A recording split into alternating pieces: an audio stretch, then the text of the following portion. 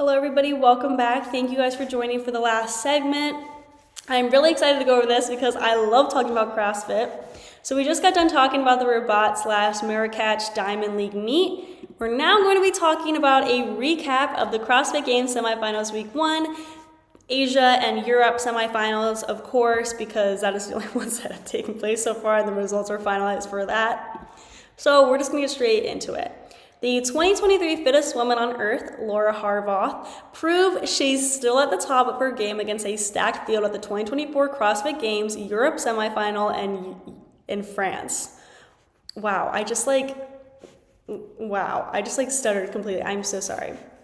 Horvath dominated day 3 on her way to victory, finishing the day's events first, second, and second. She beat her last year's Europe semifinal champion, Poland's Gabi Migala. Third place belonged to Sweden's Emma Tall. Laura Horvath started the day 3 points ahead of Migala, and the neck-and-neck battle continued during event 4. After that, it was pretty much all Horvath. She won the final heat of event 5, an event with increasingly heavy snatches, while Migala had a costly no rep on the final 175-pound barbell and finished 4th. Juliana was the only woman who wasn't in the top 10 heading into the day, but she managed to climb into it to earn a games invite. She finished day 2 and 13th, but thanks to her event 5 win and 2 more top 10 finishes, she climbed to 8th overall. On the other side of things was the UK's Jennifer Meyer. She started the day in 9th, but struggled on Sunday, finishing the final 3 events in 27th, 20th, and 18th. This unfortunately dropped her into 12th overall and outside the games qualification by 2 spots. Claudia, Gluck, and Linda Keesman were 2 other athletes fighting on the bubble all weekend. The 2 would be game rookies starting the day in 8th and 10th respectively, and both were extremely impressive on Sunday. Keesman didn't finish below 7th in the last 3 events, while Gluck placed 12th, 8th, and 6th. This helped Gluck move into 6th overall and Keesman 7th. Both women officially earned their first trip to the games. Rounding out the rest of the top 10 in Europe were Corinne Freyova in 4th, Amy Kringle in 5th, and Jacqueline Dahlstrom, who hung on in 10th. Kringle will join Gluck and Keesman as first-year Games competitors from Europe, and Dahlstrom will return to the Games for the 3rd time after failing to qualify last season. In an interview after Event 5, Norway Dahlstrom said failing to qualify last year actually helped her feel less pressure this year. Dahlstrom said, quote, "I think the main thing was that it made me realize that there is so much more to life than just CrossFit, so in some ways it takes the edge off. It's finding a balance where you're still fighting on the floor like it is everything in your life, but then still knowing that if it doesn't play out, I'm going to be okay, my people still love me." So let's just go to the people who are making it to the next round, who have qualified in the next round. In the Europe semifinals, 10 people make it out, the top 10 competitors, and then the Asia semifinals, the top 3 competitors make it out, and that is different from the men's. The men's Asia semifinals, only 2 men competitors make it out, but in the females, it is 3. I know that can get super confusing because, I mean, when I first saw that there's only 2 men competitors that make it out in the Asia semifinals, I was very confused why there was 3 people in the female competition in Asia semifinals making out. So it's different for both. It's like a I don't even know how to really explain it, but it's like a ratio thing kind of like how many competitors they need and stuff that can qualify.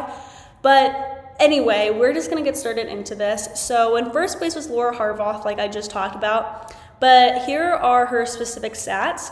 In the first event, she finished 7th with a time of 22 minutes and 9.93 seconds.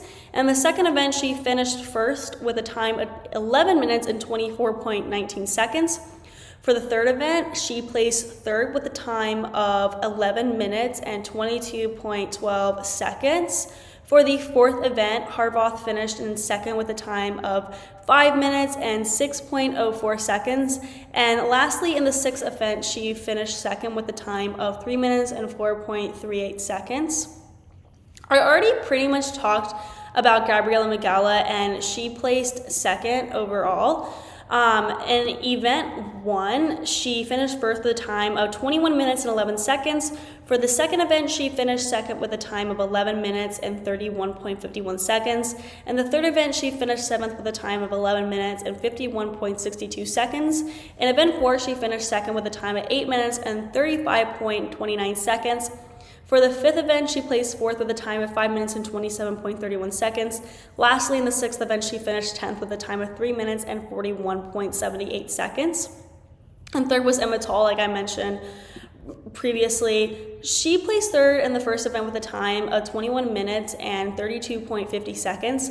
And the second event, she finished eighth with a time of 12 minutes and 36.8 seconds. Her third and sixth events is where she really stepped up and helped her place third. She finished first in the third event with a time of 10 minutes and 42.57 seconds.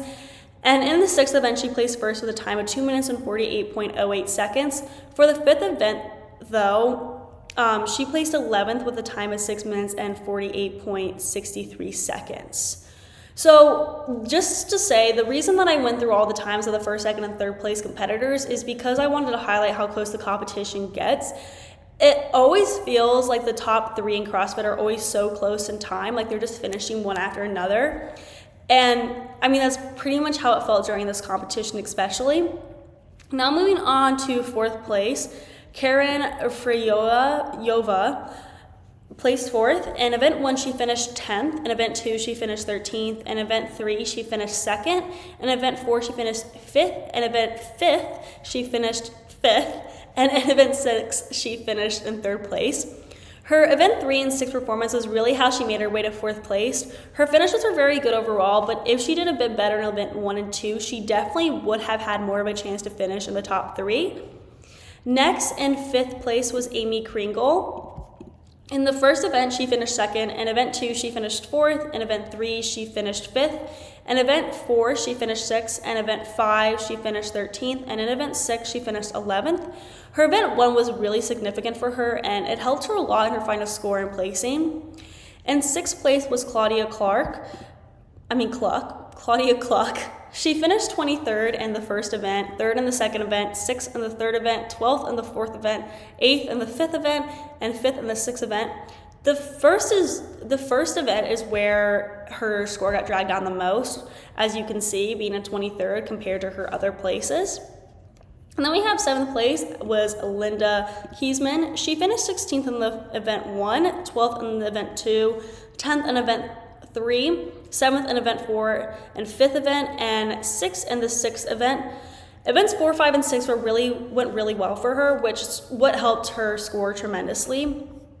In 8th place was Eliza Fuliano. She placed 20th in the first event, 5th in the second event, 17th in the third event, 1st in the fourth event, and 7th in the sixth event. Her first place in the fifth event is truly remarkable because you would expect the top 5 to get a first place in one of the events, but she really just sneaked through the cracks of that one, obviously, which really helped her secure an 8th place win for her. And 9th place was Emma McCod. She placed 13th in the first event, 7th in the second event, 8th in the third event, 21st in the fourth event, 14th in the fifth event, and 8th in the sixth event. And then lastly, in 10th place was Jacqueline Dahlstrom. She placed 6th in the first event, 9th in the second event, 12th in the third event, 22nd in the fourth event, 10th in the fifth event, and 15th in the second event and the sixth event. Everyone in the Europe Semifinals did very well overall, and I am very impressed with the top 10 finishers for sure. I'm impressed with everyone, but especially the top 10 finishers. So now let's go over the Asia semifinals. First was Seher Kaya. She finished first in a lot of the events. She finished first in event 1, 3, 4, and 6. So she really secured that first place victory. In event 2, she placed 5th. In event 5, she placed 4th. Her time for event 1 was 23 minutes and 13 seconds. Her time for event 2 was 14 minutes and 21 seconds.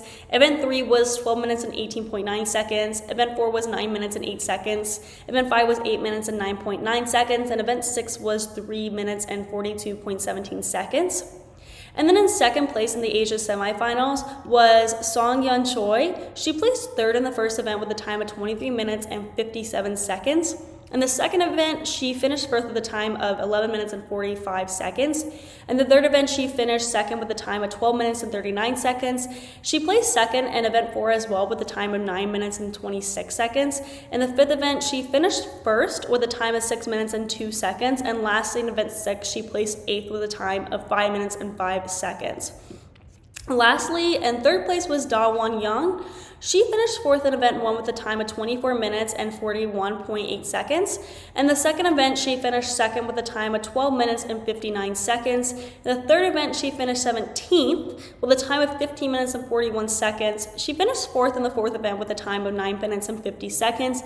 In the fifth event, she finished third with a time of 8 minutes and 6 seconds. And lastly, in the sixth event, she finished fourth with a time of 4 minutes and 30 seconds.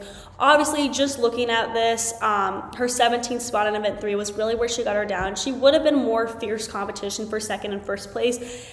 Maybe not first place because, first place competitor Kaya got like first in almost every event, but definitely more fierce competition for second place if she had a better score in event 3. There were also 9 teams that qualified for the next round in CrossFit Games, and we're going to talk about that in our next show, so make sure you join us at that show. It will be very interesting.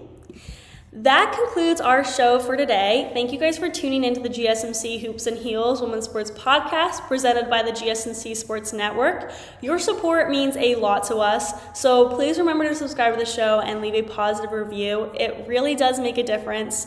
We also invite you to follow us on Facebook, Twitter, TikTok, and Instagram for more content and updates. Thank you guys once again and have a wonderful day.